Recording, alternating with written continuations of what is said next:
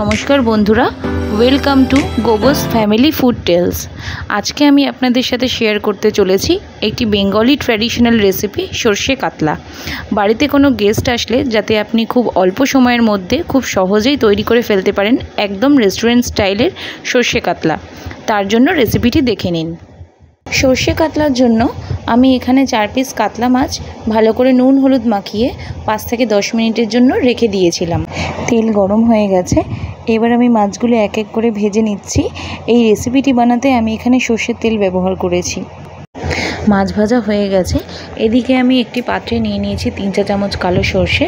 সর্ষেটাকে আমি ভালো করে পেস্ট করে ছেঁকে নিয়েছি। তার সাথে নিয়েছি 2টো মিডিয়াম সাইজের টমেটো কুচি, একটু ধনেপাতা কুচি, 1 চা চামচ হলুদ গুঁড়ো, 1 চা চামচ জিরে গুঁড়ো, 1 চা চামচ লঙ্কার গুঁড়ো আর পরিমাণ মতো নুন। আর এদিকে নিয়ে নিয়েছি 2টো কাঁচা লঙ্কা আর 1 চা চামচ কালো জিরে।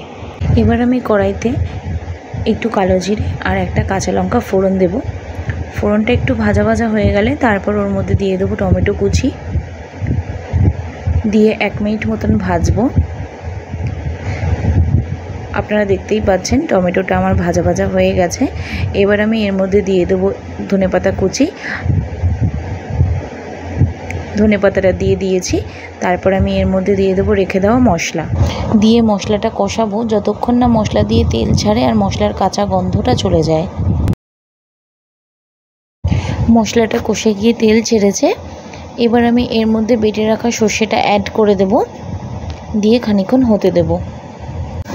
এই রেসিপিটা খুবই সহজ রেসিপি আর খেতেও খুব সুস্বাদু। এরপর আমি মাছগুলো এর মধ্যে দিয়ে দেব। আপনারা চাইলে এর মধ্যে সামান্য জল অ্যাড করতে পারেন গ্রেভির জন্য, কিন্তু আমি এর মধ্যে জল অ্যাড করিনি, কারণ এই রেসিপিটা একটু মাখা মাখা হবে। এরপর মাছগুলোকে একটু ফুটতে দেব যাতে মাছের টেস্টটা গ্রেভির মধ্যে চলে আসে।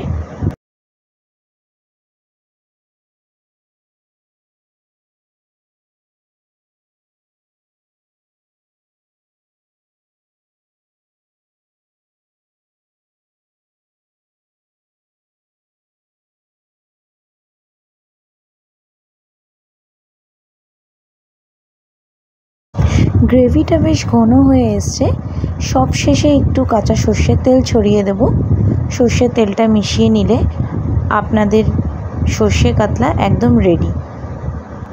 সাদা ভাতের সঙ্গে সার্ভ করুন আর আমাকে কমেন্টে জানান রেসিপিটি আপনাদের কেমন লাগলো। ভালো লাগলে অবশ্যই ভিডিওটি লাইক করুন, শেয়ার করুন। আর আপনি যদি আমার চ্যানেলটি সাবস্ক্রাইব না করে থাকেন তাহলে অবশ্যই আমার চ্যানেলটি সাবস্ক্রাইব করুন, যাতে এই ধরনের আরও নতুন নতুন রেসিপি আমি আপনাদের সাথে শেয়ার করতে পারি। ধন্যবাদ।